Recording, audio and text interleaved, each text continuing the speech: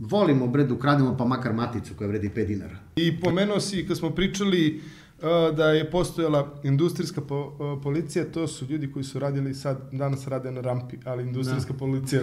Pa industrijska, to je bilo služba ili kao policija u sklopu EPS-a. Oni su rešavali stvari koje se dešavaju u sklopu EPS-a. Koje druge stvari mogu se desiti u sklopu EPS-a nego krađe. Nafta, benzin, plemeniti metali, bakar i ovo, ono, to je bio njihov posao. Da kontrolišu to što se dešava unutar EPS-a. Šta će to nekom? Što su to ljudi krali? Šta će nekom to? Pa, znaš zašto? Zato što mislim da je to je naš mentalitet.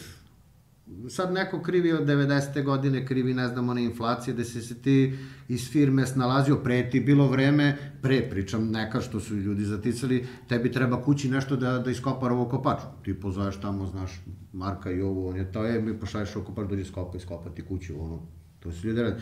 Sad kažem, ali naš mentalitet takav, jednostavno, ne znam, volimo bre da ukrademo pa makar maticu koja vredi 5 dinara. Jeste, tako je. Nema šta, pa mi smo imali majstore koji da ga ne bije maleru baci jedan šraf u džep. Tako i ja to radim. Kažem, znaš, da kaže da ne bije maler, razumeš, znaš. Ali znaš šta je problem? To je Amajlija.